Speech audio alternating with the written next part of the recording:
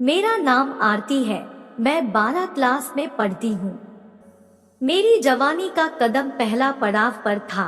मैं अभी जवान पूरी तरह से हुई भी नहीं थी कि मेरे चाचा ने मेरी जिंदगी बर्बाद कर दी। कैसे वो आज बताने जा रही हूँ। मैं उस दिन घर पर अकेली थी।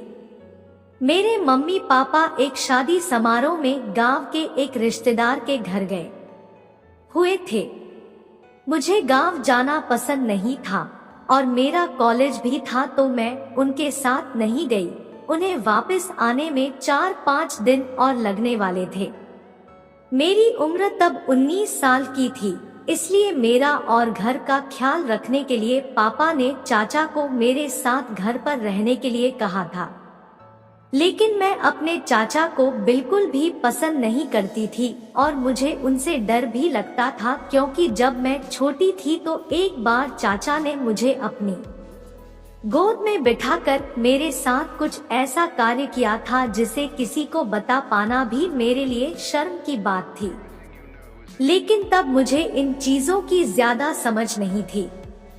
लेकिन जैसे जैसे मैं थोड़ा बड़ी हुई तो मुझे पता चल गया था कि चाचा ने मेरे साथ गलत काम किया था। इस बात को गुजरे काफी समय बीत चुका था और मैं भी उस वाक़ये को भूल गई थी।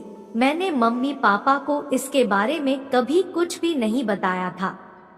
उस दिन दोपहर में जब मैं कॉलेज से घर वापस आई तो चाचा मेरे लिए खाना बना रहे थे। उन्होंने मेरे आते ही बहुत ही घूरती नजरों से मेरी तरफ देखा और फ्रेश होकर खाना खाने के लिए कहा। मैं पहले से ही अपने चाचा से डरी हुई थी, इसलिए मैं चुपचाप अपने कमरे में चली गई। जब मैंने कमरे का दरवाजा लॉक करने की कोशिश की तो मैंने देखा दरवाजे का लॉक खराब हो चुका है। फिर मैं वॉशरूम में गई तो वहां का लॉक भी खराब था। अब मुझे थोड़ा डर लगने लगा था, क्योंकि सभी लॉक एक ही दिन में एक साथ अपने आप तो खराब नहीं हो सकते थे। जरूर इसमें कोई वजह होगी। फिर मैंने डरते हुए ऐसे ही अपने कमरे में कपड़े बदलने शुरू कर दिए। मैंने अभी अपनी टी शर्ट उतारी ही थी कि तभी अचानक चाचा, यह जानते हुए भी कि मैं कपड़े बदल रही हूँ, मेरे कमरे में आ गए। उनकी नजर सीधा मेरे उभारों पर ही टिकी हुई थी। मैंने अपने उभारों को अपने हाथों से ढक लिया और शर्म और डर के मारे मेरा दिल बैठा जा रहा था। तब चाचा ने कहा, मुझसे शर्माने की क्या जरूरत है तुझे, तो मैं बिना कपड़ों के बचपन से देखता आया हूँ।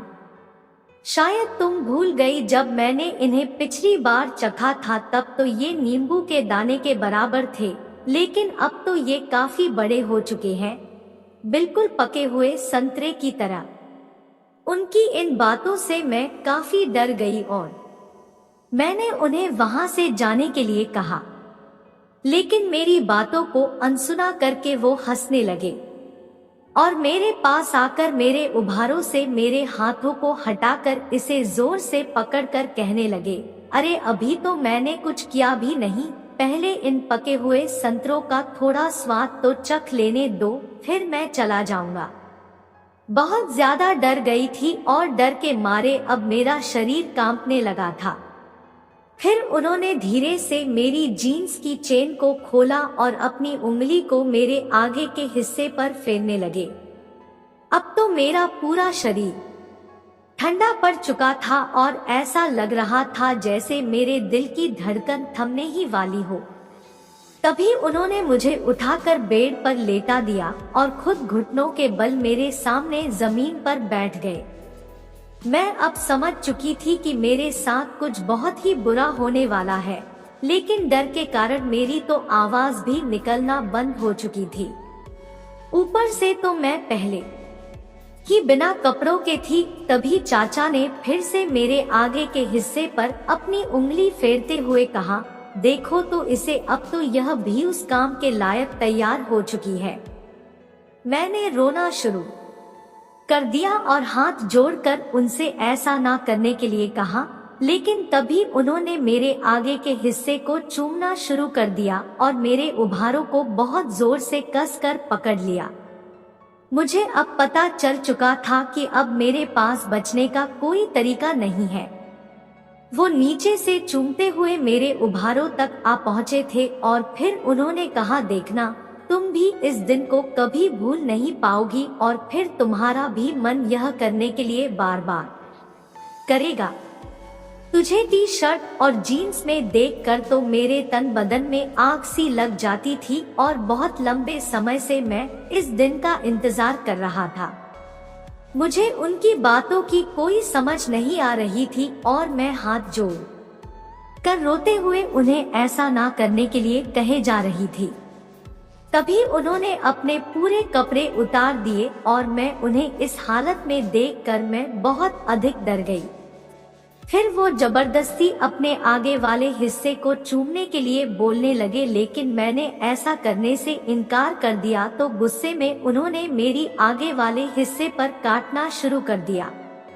अब दर्द के कारण मेरा बहुत बुरा हाल हो गया था, लेकिन वो बिना रुके मेरे जिस्म के हर एक जगह पर लगातार काटे जा रहे थे।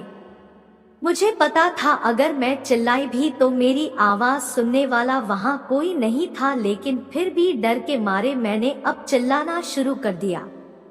उन्होंने मेरे मुंह पर अपना हाथ रखते हुए कहा, तुम्हें भी अच्छे तरीके से पता है कि यहाँ तुम्हें सुनने वाला कोई नहीं है, तो चिल्लाने का क्या फायदा, तुम भी इसका मजा लो, देखना धीरे धीरे तुझे भी मजा आने लगेगा। अब मैं समझ चुकी थी कि मेरे साथ गलत होने से कोई नहीं रोक सकता। फिर उन्होंने मेरे साथ वो किया जिसके बारे में मैं सोच भी नहीं सकती थी। इसका दर्द इतना अधिक था कि मेरी चीख निकल गई। मेरे रोने और चीखों की आवाज से उन्हें कोई फर्क नहीं पड़ रहा था। उल्टा वो तो जानबूझकर मुझे और दुख पहुंचा रहे थे ताकि मैं और जोर से चिल्लाऊं। उस दर्द के मारे मुझे लग रहा था कि यह दिन मेरी जिंदगी का आखिरी दिन है। वो मेरे साथ जबरदस्ती यह काम काफी देर तक करते रहे। फिर जैसे ही उनका काम पूरा हुआ उन्होंने मुझे धमकी दी कि मैं किसी को भी इसके बारे में ना बताऊं, वरना मेरे लिए अच्छा नहीं होगा। मैंने उस समय डर के मारे उनकी हाँ में हाँ मिला दी और उन्हें भरोसा दिलाया कि मैं इसके बारे में कभी किसी को कुछ भी नहीं बताऊंगी। फिर वो वहाँ से उठकर चले गए।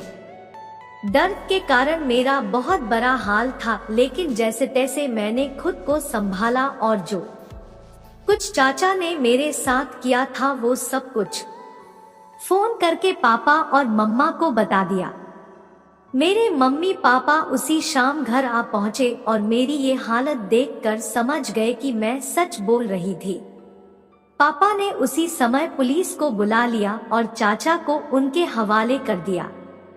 पापा मेरे सामने रोते हुए हाथ जोड़कर माफी मांगने लगे और कहा उन्हें अपने सगे भाई से ऐसी उम्मीद बिल्कुल भी नहीं थी, वरना वो मुझे उसके साथ ऐसे अकेली छोड़कर कभी नहीं जाते।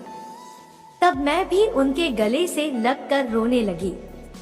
दोस्तों, ये कहानी एक सबक देती है कि अपनी बच्चियों को कभी भी अकेला किसी के साथ ना छोड़े। आज के समय में लड़कियों का सबसे अधिक शोषण उसके घर में होता है। इस कहानी का उद्देश्य किसी के ऊपर शक पैदा करना नहीं है, लेकिन ऐसे लोगों से अपनी बच्चियों को बचाने का एक सबक देती है। दोस्तों, ऐसी कहानी सुनने के लिए हमारे चैनल को सब्सक्राइब करें। धन्यवाद।